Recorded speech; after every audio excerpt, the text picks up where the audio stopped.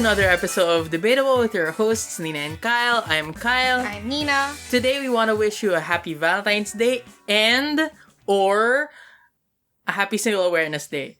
Because today seems like one of those things where you have two holidays that happen at the same time. But for a lot of people, it's like you're either celebrating one or the other, but never both, it seems. Well, you can celebrate both, especially now in the time of COVID. You know, you can be technically single because you are in a long-distance relationship and not physically with your partner.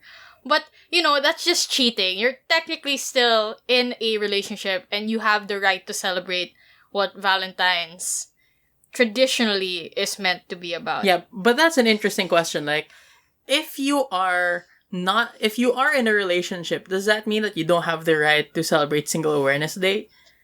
I mean, it's gonna be rude because you are just raising awareness for something that isn't you, right? Maybe you can go like, "Hi, I am not the single person here, but I want to raise awareness for my friends who are single." Yeah, or like shout out to all the single people. You guys are strong, you know? Okay, so I guess so for the purposes of this podcast, In this episode, we are celebrating both. We're celebrating both. Shout out to all the single people and also shout out to all the non-single people, I guess. We're doing this episode because last year we did a Valentine's Day episode. So now we just said, you know what? What if we make this a tradition? What if we continue this tradition of like prepping motions about love, relationships, Valentine's Day, and I guess ruin the holiday for our listeners by dissecting this celebration of love and all about love in general. And, you know, I guess debaters are already dissecting this, day. Because traditionally, at least in the years I was still in college and tournaments were still on site, Manila InterVarsity was held on Valentine's Day so that people could spend their dates debating instead of actually going out there. And I guess today is the same because there are so many tournaments happening this weekend for those people who choose not to celebrate Valentine's or want to celebrate it during a debate round. Yeah, so there's Manchester IV, right? Yeah. There's also Katipunan Debate Open. There's also Mad Mini. But the one that we spent our Valentine's Day weekend talking about or watching was the IMDC, which is a tournament for med students in the National Capital Region. So that's also one of the reasons why we picked this topic.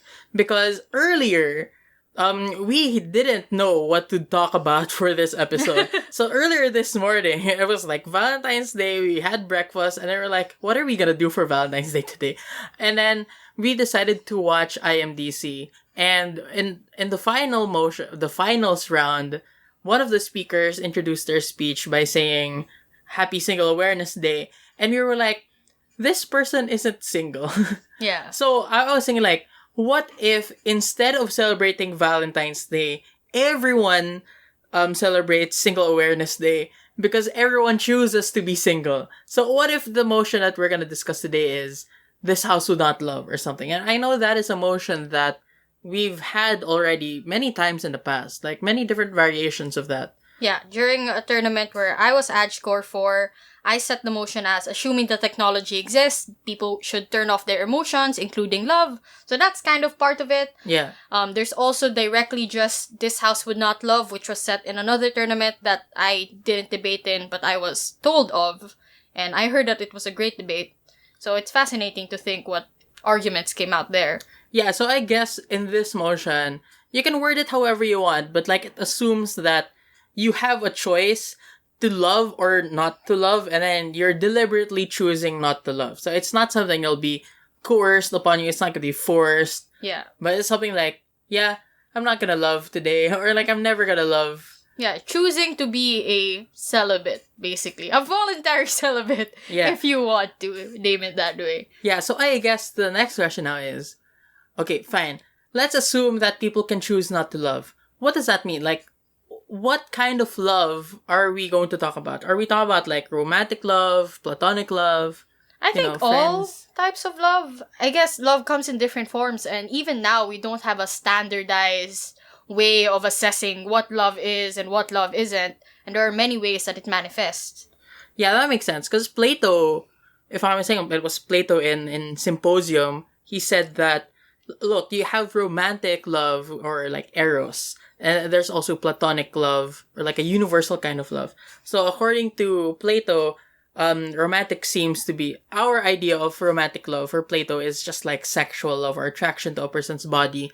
But like a platonic love is about moving from attraction to a person's body or physical traits to being attracted to another person's soul. So under platonic love, you can still have a sexual component to a relationship, but you're mainly attracted to their soul. So I guess that differs from how we conceptualize platonic love in the modern era, which necessarily means that you don't have a sexual component to your relationship. Yeah, like no sex at all. You just really love the person. You're not even in a relationship with that person. Yeah, but it turns out, and I read about this before, apparently there are so many different ways that people have classified platonic love that there are like 7 kinds of love. And there are lots of Greek names for all of them. But in general, there's, sexual love, love between friends, a unilateral love between parents and their children. Of course, it's unilateral because parents love their children, but not vice versa or something like. Maybe in ancient Greece it was like that. There's also agape, which is a universal love for strangers. And like this is interesting to me because when I was a kid, we had during Buwan ng Wika or August ang Buwan ng Wika, diba? Yeah. During every August in grade school and high school, we'd have agape where we'd bring food for everyone. And everyone brings food to share. Oh, you named it agape? That's so cute. Yeah, we named it agape. And I was like, oh, this is a Filipino word which means sharing. But no, apparently, it's a Greek word meaning universal love. Yeah, so it encompasses love, not just to your neighbor, but also to the world in general, nature, maybe even God or something like that. There's also an uncommitted love. Wikipedia says that there is such a thing as uncommitted love, which is just like, I'm loving you for fun, but there's no commitment here, so, like, I guess fuckboys unite here. There's also love that's based on duty or self-interest. And I guess this generally means, like, love of country is based on love of duty, from duty, or something like that. It also, and I think most importantly, it also includes self-love. So there are many different ways that you can theoretically categorize love. Maybe we can talk about all of those different things. Yeah, I don't or some think of the them. debate. I don't think the debate is limited to just like our traditional way of understanding love, or at least not traditional, but our modern way of conceptualizing love, which is based on the outcomes of that love. So grand gestures, or the sex, complete devotion, or even how it manifests through monogamy, justified toxicity towards your partner, the existence of another half, etc., etc. It's funny about, like, the other half. Like, if you're a progressive individual, should you be calling your significant other your better half? Yeah. Does that mean that, like, you are not a whole person or they're not a whole person? And I, remember the joke now, oh, I can call you my better whole instead. That's horrible. Oh, I have a question. Do you think Plato named platonic love after himself? No, I don't think that Plato named. I call this love the platonic love. Right? I think, like, people who studied Plato and his idea of love in the Symposium, they were like, wow, Plato's idea of love is so radical, we should name it after him. So, Plato didn't name love after himself. Actually, Plato is notoriously shy. I mean, like, there isn't any text that says, oh, Plato is shy. But if you look at it, a lot of Plato's works were based on, like, dialogues. So he was, I think a lot of the time, he wasn't really the main character. A lot of the time, he was writing scripts, basically scripts between different people, like having a conversation. And in a lot of the time, Socrates was a character there. And that's the reason why it's kind of vague when you're looking at the works of Socrates. Because at some point, it just seems like it's Plato pretending to be Socrates. Oh, that's kind of cute to think about. Plato might be so shy that he role plays someone else so that he doesn't get credit. Oh my gosh, is Plato the first person to have imposter syndrome? Maybe Plato doesn't have self-love. Maybe. Whoa. Oh. Anyway, I think we digressed quite a bit. So, if we are actually going to talk about now the motion, this house would not love, I would break it down into issues. And I guess the first question I would ask would be, is it necessary to even have love for society to function? If I was Gov, and I'm not saying I believe these things, because I'm pro-love and all that. I'm not anti-love.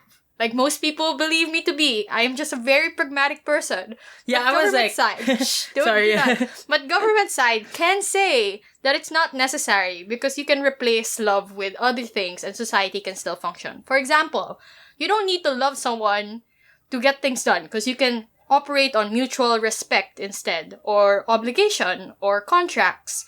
Like, you don't need to love the state in order for you to follow its laws, right? You can operate on things like fear. Though it's not a good thing. I'm just saying there are alternative ways for you to operate as a society. Or even romantic love. You don't need romantic love to make children. I've seen children be made for less than love, you know? Yeah, I guess you could say that you don't really need love in order to respect. Like, the only thing that you need to know or have in order to learn that it's good to respect another person is logic. Like, Kant famously did this when he did his critique of pure reason or something. when he was saying that you need to have a categorical imperative that just based on logic, there has to be a rule that everyone should follow, like rationally. And if one of this is, you need to, the main categorical imperative is, you should treat other people as ends in themselves and not means to an end. Why? Because you need to expect the same kind of treatment from other people. So, the only way for society to work is through logic, treating everyone as ends in themselves. So maybe you don't need love, you just need logic. But I think on the other hand, on opposition, maybe you could say that, Kant is very difficult to read for a reason. Like, I know a lot of philosophy professors, and only a few of them have actually read Kant. And the reason for that, I think, is Kant is difficult to read because he's not really intuitive. Like, for us, we don't really think in terms of pure rationality. A lot of us, actually most of us, if not all, are kind of very selfish. So I think without the concept of love, there isn't a real incentive to be very good otherwise. Like, you could just make stuff up, pretend to be good, but really you're not really respecting anybody behind the scenes because you don't love anybody, or you don't even have a concept of love around which you can anchor, like, concepts like respect. I also think that, even if you assume that it's not necessary, so what though? Like, we do a lot of things not because they're necessary, but because it adds more than what is necessary to our lives. Like? I don't know, like debate. I guess. Yeah, I guess debate is something that, it's not really necessary. You don't need debate to live, but it kind of enriches your life. And I think that's something that's a good point for love, where in general, I think it might enrich your life. Well, I guess that's true. But if I was in government, I could also argue that love is harmful because you're saying basically that without love, it's okay not to be respectful or anything like that. Well, for me, I think that, you have to be respectful either way. And, I know earlier that I said it gives you an incentive to be respectful if you have this concept of love. I think either way, we want people to be respectful. But I just think that it's more likely that people would be respectful if we have some kind of concept called love that we know and experience, and, we're able to replicate, that says that we should be decent, at least to some other people. So I was thinking maybe like Jesus, when he says, love your neighbor. Don't do this in a debate, by the way. I'm talking to the listener. Don't cite Jesus in a debate. But I'm saying, like, if you're thinking about Jesus, and when he said, love your neighbor or something like that, basically saying respect all people. But the reason why he phrased it in terms of love is it is the best way for regular people to approximate what respect would mean because they have experienced it for themselves. Mm. So if you don't have the ability to read Kant, or you you can't read Kant for some reason or other, like if you're blind or something, if you have a condition, or maybe it's just too boring to read, if you can't have the facilities to logic your way into creating an idea of respect, perhaps you should now turn to this feeling or experience of love, because that's where you get concepts of respect, of decency. Like, you want to respect the person that you love. And also, I like your point about procrastination. Whew, what a slip. About procreation, because it's true, I guess, that you don't really need love to procreate. But I think, first of all, biology, evolutionary biology, or evolutionary psychology tells us that the reason why we have this feeling or experience of love is because it increases chances of procreation. But I also want to think about children for a bit. Like, let's assume that you do have procreative sex and you do get more children. What would happen now if parents don't actually love their children? Like, they're only willing to care and sacrifice for their children as long as it's reasonable or rational to do so. Without love, there is no, going above and beyond the bare minimum when it comes to parenting. So I think love is a kind of, is a kind of a reason why a lot of men end up hurting their spouses. Because doing something just for procreative purposes is the reason why, there's a lot of domestic abuse. I don't want to generalize, but there has been a study about sanctification of marriage and procreation.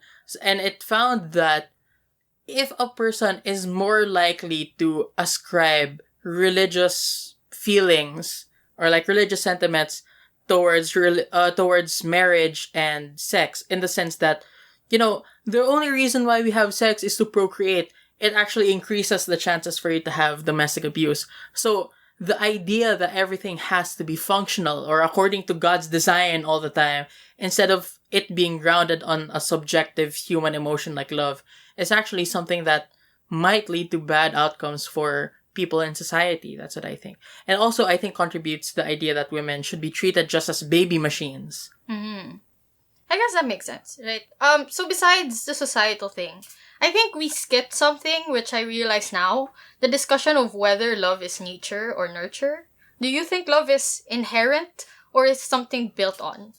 I think that it's a bit of both, in the sense that you, as a human, you have a propensity to feel something that's like love. But when it comes to acting on those emotions, that might be part of the nurture thing, that you're taught that love means this. Love means not being a douche to other people. Yeah. Which I think brings us now to the second part of the discussion. So we've discussed whether it's good for society. There are two sides, obviously, to this coin. So it's up to you as the listener to decide whether you choose to love or not based on our discussion. But the second part would be whether it's good for the individual. And if I was in Gov, and I feel like Gov can argue and say that love is debilitating, especially when it doesn't turn out right. And especially since a lot of instances, it doesn't turn out right. So, disappointments from failed parental love are likely, and they can be debilitating and cause trauma. Disappointments from even failed relationships are also debilitating, and you're more likely to have failed relationships than successful relationships, and you have to go through a lot of failed relationships before you find one, if you're even lucky to find an effective and happy relationship. And the expectation alone can take away useful time from, other endeavors. I feel like so many people spend a lot of their time waiting for that perfect someone that they don't realize that they can make themselves that perfect someone and make themselves happy with their own self. Self-love. Yeah, I get that. Also, it can turn you into an incel. Okay, let's talk about incels for a little bit. I think actually, if you choose not to love, isn't that you, becoming an incel? Aren't incels celibate? Actually, if you choose not to love, you become a voluntary celibate. So you're not an incel because incels are involuntary celibates, you know? Like, checkmate. No, it's not a checkmate. It's not a checkmate. Actually, actually, incel, although it is a portmanteau for involuntary celibate, okay, I think actually there is a choice component to this. Like, if you watch the ContraPoints episode on incels, actually, like, you lived as an incel or something, or you studied incels, there is, like, a part of the incel community that believes that you should choose to be celibate instead, because this is a protest against, like, women in general. So, this is called, like, taking the red pill or the black pill. Mm-hmm. And this is from The Matrix, because I guess incels also really like The Matrix, where Morpheus offers Neo a choice between taking the blue pill and the red pill. And being awakened or enlightened comes from you taking the red pill. And that evolved to getting the black pill. So essentially, like, if you choose to take the black pill, that's when you choose to be an incel. Like, that's when you recognize that you are going to be celibate because you're ugly. Like, you're not a Chad. You don't have, like, a bone structure that favors, sexual relations. So I think that there might be a choice component to this. But also, I think that, well, I don't want to take stuff away from, people who have had failed parental relationships or bad parental relationships. But on the flip side, I think that this is a failure of, the parent to love properly. And it's also applicable as a rebuttal to your other point about failed relationships being debilitating, because those relationships failed because someone was not loving properly, I guess. Like, if a parent abandons or hurts a person, that might be because their concept of love wasn't fully developed, they didn't feel love enough, or their idea of love was skewed towards a negative, like, side, a more selfish side. So you can define it on opposition that that's not really love if you're going to abuse another person. But I also think that, self-love is something that you can do even while in an abusive relationship. I've known a lot of people who have realized that they don't deserve to be treated like crap because they were in an abusive relationship. And that doesn't necessarily mean that you have to thank your abuser because of my abuser, I learned self-love. But I'm saying that just because you have a failed relationship doesn't necessarily mean that it prevents you from creating a concept of self-love. Like, I can relate to this personally. Like, I have been in really bad relationships where I came out of it feeling a little bit traumatized because of the experience, but it's also me knowing that I deserve better. But I guess an even if response here is, let's assume that there are bad relationships. Like, a lot of relationships do end badly. I guess you can say that you learn something from it? You learn something from it. I guess. Like, a lot of people create this silver lining for themselves. Even survivors of abuse, they create the silver lining for themselves. And they said, well, this made me stronger. And this doesn't mean that you need, traumatic experiences to be strong. But for a lot of people who've actually experienced these bad things, they might want to take solace in the fact that they survived through it or something like that. But I don't think it argues for loving again, right? Because I think on government side, you can still say that you can have failed relationships, or because you've had failed relationships, you can thank the failed relationship, say you've learned from it, and then because of that, say you've learned not to love again because you've learned enough and that you don't need to experience anymore. So how would you respond to that? Well, you can do a dupang response. You can do a debate cheaty response by saying, that's not a debate because this assumes you've never loved and you're still choosing not to love. But I guess if you're going beyond the debate rules, I mean, that's valid in debate rules. Yeah. But if you're going to respond to the actual meat and potatoes of the argument, like, let's assume that you've loved before and you've lost before, so you chose not to love again. I think it's just the same as antinatalism. Like, what's the point of choosing to experience something that you haven't known of yet? Or what's the point of experiencing the pain if there's no assurance of happiness? So what's the argument in natalism there? So what you're asking me is like, what is an outcome independent benefit that you would get from loving? And I guess, and here's where I get a little bit more philosophical. I think we can look at a relational self, because I was thinking that, the other day I was listening to 30 Seconds to Mars, and that's my favorite band, even though I don't think that they've aged pretty well, but like for a very long time, that was my favorite band. Would you say you loved them? I guess so. Like, that was the only band for which I bought albums, which I bought albums. So what happened then was those experiences, like with their music, enriched my life. And the reason why I was able to do that was because I learned about it from another person that I actually loved in 6th grade. Aww. So, like, those feelings left. Like, I don't feel any of those feelings from 6th grade anymore. But the effect is still there. And my fondness for... I would never admit this to her, but my fondness for Phantom of the Opera is also something that I've learned from someone that I've loved. Mm-hmm. So there's a lot of things that I've learned from loving another. Not necessarily in the romantic way, but, just in general. So what I would say is, independent of any outcome, you learn new things about yourself because of your relationship with another person. And that's the idea of the relational self, that it's actually self-discovery. Loving another person is self-discovery. Because what happens when you relate with another person is you find out that you love something in common, or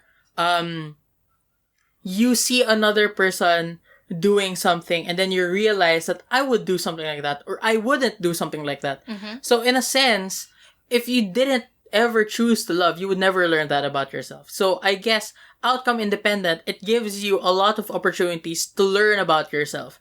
And I guess that increases the chances of learning self-love as well. Because, under the framework, or, the argument that loving another is also about self-discovery. But also, I think that, I also think that it might lead to more self-actualization. Like, sure, a lot of relationships might involve a lot of suffering, but life in general is full of suffering. Like, the world is irrational. It feels like you have to push a boulder up a hill over and over again, like Sisyphus. But I think it'll be worse if you would spend that life alone. So, on the other hand, if you spend your life with another person, be it romantically or platonically, that might lead to a cooperation, or that might lead to, like, really good effects for a person. Like, it helps them deal with the nihilism of living in an absurd reality, lets them create those meanings for themselves. Because you could argue on opposition that love is actually a mechanism that equalizes those opportunities, allowing more people to escape suffering. So, while I would say that, like, it's still not a 100% chance, relationships are gonna go to shit. But the probability of self-actualization is higher if you do have a partner. I would spin that argument, though, in government and say that self-actualization can also happen if you're just focusing on yourself, and would even happen better if you just focus on yourself and not think about things like love and the expectation of love and how others say you should be loving another. Because I could argue your version of self-actualization is dependent on the cooperation of someone else. Someone you can't control, someone you have no say on, someone who has their own ideals and goals and their own challenges. So they can't be reliable actors to lean on if you're focusing on developing your own life. So I would argue that by choosing not to love, you get to respect yourself more, you get to focus on yourself more. You don't need to love yourself, but you need to at least be confident in yourself and be able to operate properly and succeed, and those things might be more valuable. Okay, so here's a question I have for you. How is it possible that you would ever want to work on yourself if you don't love yourself? Like, you would want to develop on yourself, get better, get a good job, get a good life, etc. only because you love this idea of the self that you've constructed. First of all, I think that's an unfair definition, because by that logic, there's no way for government to ever argue about self-improvement if it predicates on needing to love yourself.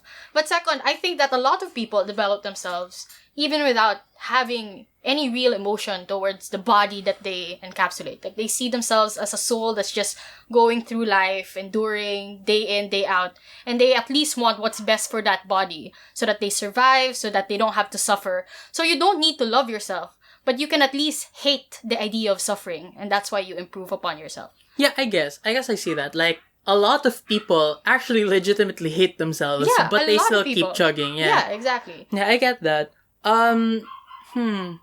What else can you run in this argument? But I feel like most of the discussions are very philosophical. Yeah. And a lot of the debate gets confusing because you don't know what love is, and you don't know how it manifests. What is love? Yeah, you can just sing. What is love? Baby, don't hurt me. What else? I feel like we have not also discussed how society views love. Would choosing Valentine's Day. Yeah, especially, like, we discussed this last year as well. Like, there are expectations placed on love that if you choose to love, even if you're in opposition and you say that love comes in many forms, you have to at least agree that you have to conform to a certain idea of what love looks like. Like, polyamory would still be discriminated on, for example. Or loving, for example, in a way that's unconventional by not choosing to greet or celebrate Valentine's might be seen as unorthodox, or you might even be seen as a bad lover by doing it, right? So if that was the case and you can't conform, won't it just be better to choose not to love so that you're not pressured by these things? Okay, but that assumes that you live in a society that imposes those unfair expectations. But I could argue that you do, you know? Yeah, I mean, like, the internet and stuff. Yeah, so either way, it assumes that you're living in this kind of society. Isn't that also the kind of society that would make you feel worse if you don't have a partner? So that sounds coercive, like you have to choose to love because you don't have a choice, or you might be ostracized, right? Yeah, but it's the same way. Like, under your model, you're saying that if you choose to love, you would still be coerced because you would feel that you need to perform certain things in order to, be a good lover or something. But what I'm saying is, even if that person does not choose to love, they would still feel the coercive power of those same, societal mechanisms of imposing those expectations. So in conclusion, everything is coercive. No matter what you do. In conclusion, it's society that's the problem. Yeah, society is the problem. And if there was a choice, maybe it's not about whether we should love or not. It's about whether society should care about whether we love or not. Maybe it's more about, wow, what a nice end to a discussion about individuals. Maybe it's not about individual choices so much as it is about a society that judges you for making or not making certain choices. So I guess that's the case, right? So in the end, what did we learn from this argument? Or what did we learn from this motion? I mean, I guess what I learned personally is, don't judge anybody. If you're single, if you're not single, if someone chooses to be single or not single, that is absolutely none of your business, because, it's their lives, and insofar as love is a purely personal experience, then choosing not to love is similarly a purely personal experience. Yeah, so it's nuance. So you can't arbitrarily decide whether to love or not based on generalities, because it's always going to be different per person. Yeah.